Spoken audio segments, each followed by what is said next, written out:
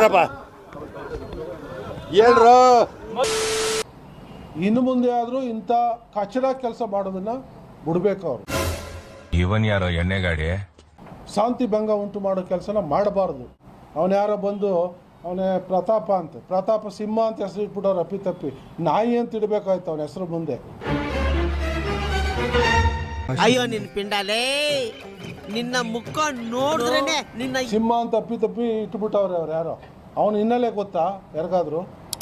ಅವನ ಹೆಂಡ್ತಿಲೇ ಅವ್ನು ಸಹಿಸ್ಕೋದೇ ಬಿಜೆಪಿ ಹೈಕಮಾಂಡ್ಗೆ ಕಂಪ್ಲೇಂಟ್ ಬರ್ದಿರೋದು ಮೊನ್ನೆ ಯಾರೋ ಮಾತಾಡ್ತಿದ್ದಾರೆ ಮೈಸೂರಲ್ಲಿ. ಯಾರು ಹೇಳಿದ್ರು ನಿಮ್ಗೆ? ಇವನು ಸರಿ ಇಲ್ಲ, ಇವನ ನಡತೆ ಸರಿ ಇಲ್ಲ, ಇವನು ಕಚ್ಚೇರ್ಕ ಅನ್ನೋದನ್ನ ಬಹಳಷ್ಟು ಜನ ಮೈಸೂರಲ್ಲಿ ಮಾತಾಡ್ತಾರೆ. ಇವನು ಕಚ್ಚೇರ್ಕ ಅನ್ನೋದನ್ನ ಬಹಳಷ್ಟು ಜನ ಮೈಸೂರಲ್ಲಿ ಮಾತಾಡ್ತಾರೆ. ಯುವಕರನ್ನೆಲ್ಲ ದಾರಿ ತಪ್ಪಿಸೋ ಕೆಲಸ ಮಾಡ್ತಾವ್ರೆ. ಪ್ರಚೋದನೆ ಭಾಷಣ ಮಾಡೋದು, ಯುವಕರನ್ನ ದಾರಿ ತಪ್ಪಿಸೋ ಕೆಲಸನ ಇವರು ಮಾಡ್ತಿದ್ದಾರೆ. ಮುಂದಕ್ಕೆ ನಿನಗೈತೆ ಪಚಕ್ ಪಚಕ್. ನನಗೆ 2 ದಿನದ ಹಿಂದೆ ಯಾವುದೋ ವೆಬ್ಸೈಟಲ್ಲಿ ಯೂಟ್ಯೂಬಲ್ಲಿ ಒಂದು ಯಾರೋ ಹೇಳಿಕೆ ಕೊಟ್ಟರು ಅಂತ ಒಂದು ವಿಡಿಯೋವನ್ನು ಕೆಲವರು ಕಳಿಸ್ಕೊಟ್ರು. ನಾನು ವಿಡಿಯೋನ ನೋಡಿದೆ, ಅದರಲ್ಲಿ ಮಾತಾಡಿದ್ದು ನೋಡಿದೆ. ನಾನು ಇವನು ಯಾರಪ್ಪ ಒಳ್ಳೆ ಪೊರ್ಕಿ ಥರ ಮಾತಾಡಿದಾನಲ್ಲ ಅಂತ ಅನ್ನಿಸ್ತು ನನಗೆ. ಮೈಸೂರಲ್ಲಿ ಇಲ್ಲೊಬ್ಬ ಕಾಂಗ್ರೆಸ್ ವಕ್ತಾರ ಅಂತ ಒಬ್ಬ ಪರ್ಕಿ ಇದ್ದಾನೆ.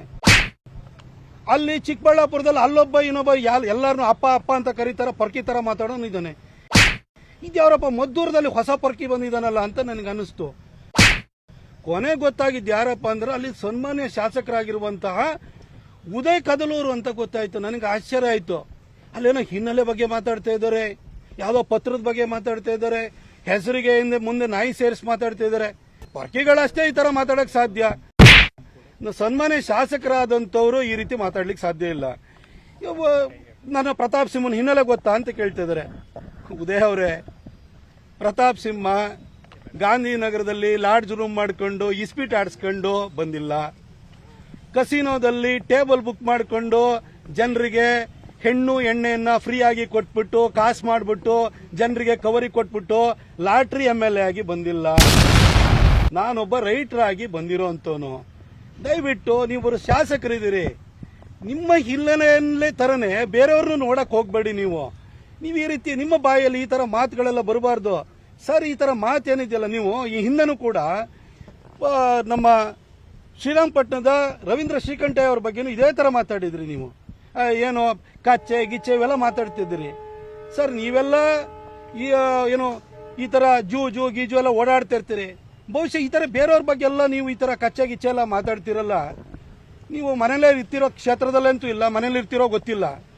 ನಿಮ್ಮ ಮನೆಯಲ್ಲೋ ಕುಟುಂಬದಲ್ಲೋ ಯಾರು ಸಂತ್ರಸ್ತರು ಫಲಾನುಭವಿಗಳಿದಾರ? ಯಾಕೆ ಇಷ್ಟೊಂದು ಖಚಿತವಾಗಿ ಹೇಳ್ತಾ ಇದ್ದೀರಲ್ಲ ನೀವು? ಸಾರ್ವಜನಿಕ ಜೀವನದಲ್ಲಿ ಸ್ವಲ್ಪ ಸಭ್ಯತೆನ ಇಟ್ಕೊಂಡು ಮಾತಾಡಬೇಕಾಗುತ್ತೆ. ಅಲ್ಲೇನೋ ಇಸ್ಪೀಟ್ ತಟ್ಟಬೇಕಾದ್ರೆ ಅಲ್ಲಿ ಟೇಬಲ್ ಅಲ್ಲಿ ಜೊತೆಲಿ ಕೂತಿರ್ತಾರಲ್ಲ, ಅವ್ರ ಎದುರುಗಡೆ ಎಣ್ಣೆ ಹೊಡ್ಕೊಂಡು ಮಾತಾಡ್ದಂಗೆ, ಅಥವಾ ಕಸಿನೋದಲ್ಲಿ ಅಲ್ಲಿ ಡಾನ್ಸ್ ಮಾಡ್ತಿರ್ತಾರಲ್ಲ ಅವ್ರ ಎದುರುಗಡೆ ಮತ್ತಿನಲ್ಲಿ ಮಾತಾಡ್ತಾ ಇದ್ದಂಗೆ ಸಾರ್ವಜನಿಕ ಜೀವನದಲ್ಲಿ ಮಾತಾಡಬಾರ್ದು ಸರ್. ಎಲ್ಲ ಒಂದ್ಸರಿ ಗೆದ್ದಿದ್ದೀರಿ, ಜೂಜಲ್ಲಿ ಹೆಂಗೆ ಗೆದ್ದಂಗೆ ಇಲ್ಲೂ ಕೂಡ ಮದ್ದೂರಿನಲ್ಲಿ ಗೆದ್ದಿದ್ದೀರಿ ನೀವು. ಆದ್ರೆ ಇಲ್ಲಿ ನಿಮ್ಮ ಜೊತೆ ಜೈಕಾರ ಹಾಕ್ಲಿಕ್ಕೆ ಕೇಕ್ ಹಾಕ್ಲಿಕ್ಕೆ ಅಣ್ಣ ಸೂಪರ್ ಆಗಿ ಮಾತಾಡಿದೆ ಅಂತ ಹೇಳೋದಕ್ಕೆ ಇದು ಕಸಿನೋದ ಟೇಬಲ್ಲು ಅಲ್ಲ, ಇಸ್ಪೀಟಿನ ಜೂಜು ಅಲ್ಲ. ಇದು ನಿಮ್ಮ ಹೆಸರನ್ನು ತಿರ್ಚಕ್ ನನಗೆ ಬರಲ್ಲ ಅಂತ ತಿಳ್ಕೊಂಡಿದ್ದೀರಾ? ನಿಮಗೆ ನೀವು ಅನ್ಕೊಂಡಿದ್ದೀರಾ? ದಯವಿಟ್ಟು ಸಾರ್ವಜನಿಕವಾಗಿ ಮಾತಾಡ್ಬೇಕಾರೆ ಪಕ್ಕದಲ್ಲಿ ಒಂದು ಮಹಿಳೆನ ಕೂರಿಸ್ಕೊಂಡು ನೀವು ಈ ರೀತಿ ಮಾತಾಡ್ತೀರಿ. ನೀವು ನಿಮಗಲ್ಲೇನು ಒಂದು ಸಭಾ ಮರ್ಯಾದಿಲ್ಲ. ನಿಮಗೆ ಕಸಿನೋದ ಟೇಬಲ್ಗಳು ಇಸ್ಪೀಟ್ ತಟ್ಟುವಂತಹ ಅಡ್ಡಗಳಿಗೂ ಪ್ರೆಸ್ ಮೀಟಿಗೂ ವ್ಯತ್ಯಾಸ ಗೊತ್ತಿಲ್ವಾ ಸರ್? ಮದ್ದೂರಿನಲ್ಲಿ DC ತಮ್ಮಣ್ಣವರು ಬಹಳಷ್ಟು ವರ್ಷದಿಂದ ಅಲ್ಲಿನ ಶಾಸಕರಾಗಿದ್ರು. ಮುಸಲ್ಮಾನರೇನು ಹೊಸದಾಗಿ ಬಂದಿದ್ದವರಲ್ಲ, ಅವ್ರು ಯಾವತ್ತೂ ಕೂಡ ಸಮಸ್ಯೆ ಏನಾಗಿಲ್ಲ. ಗಣೇಶ ಪ್ರೊಸೆಷನ್ ಮೇಲೆ ಕಲ್ಲು ಹೊಡೆದಿದ್ದಾಗಿಲ್ಲ. ಸಾರ್ವಜನಿಕ ಜೀವನದಲ್ಲಿ ಟೀಕೆಗಳು ಬರ್ತವೆ, ಅದನ್ನು ಎದುರಿಸಬೇಕು. ಅಲ್ಲಿ ಬಂದಾದ್ಮೇಲೆ ಕಲ್ಲು ಹೊಡೆದಿರೋದ್ರ ಬಗ್ಗೆ ಮಾತಾಡೋದು ಬಿಟ್ಟು ಅಲ್ಲಿಗೆ ಯಾರ್ಯಾರು ಬಂದಿದ್ರಿ ಅವ್ರ ಬಗ್ಗೆ ಎಲ್ಲರೂ ಕೂಡ ನೀವು ಕೆಟ್ಟದಾಗಿ ಮಾತಾಡ್ತಿರಲ್ಲ. ಏನು ಮದ್ದೂರು ಏನು ನಿಮಗೆ ಬರ್ಕೊಟ್ಟಿದ್ದಾರೆ? ನಿಮಗೆ ರಿಯಲ್ ಎಸ್ಟೇಟ್ ಅಡ್ಡನ ಅದು, ಅಥವಾ ನಿಮ್ದೇನಾದ್ರೂ ಜೂಜಾಡುವಂತ ದಂಧೆಯ ಕೇಂದ್ರನ ಅದು? ನಾವು ಬಂದು ಅಲ್ಲಿ ಘಟನೆ ನಡೆಯೋದಕ್ಕೆ ಬಂದು ಮಾತನಾಡಿದ್ವಿ, ಜನರ ಜೊತೆ ನಿಂತಿದ್ವಿ. ನೀವೆಲ್ಲ ಹೋಗಿ ಅಲ್ಲಿವರೆಗೂ ಆ ಘಟನೆ ನಡೆದಾಗ ನೀವೆಲ್ಲಿದ್ರಿ? ನೀವು ಅವತ್ತೇನಾದ್ರು ಬಂದಿದ್ದಿದ್ರಿ ನೀವು ಜನನೇ ನಿಮಗೆ ತಕ್ಕ ಪಾಠವನ್ನ ಕಲಿಸೋರು. ಈ ತರ ಮಾತಾಡುವಂಥದ್ದನ್ನು ಕಮ್ಮಿ ಮಾಡಿ ಸರ್.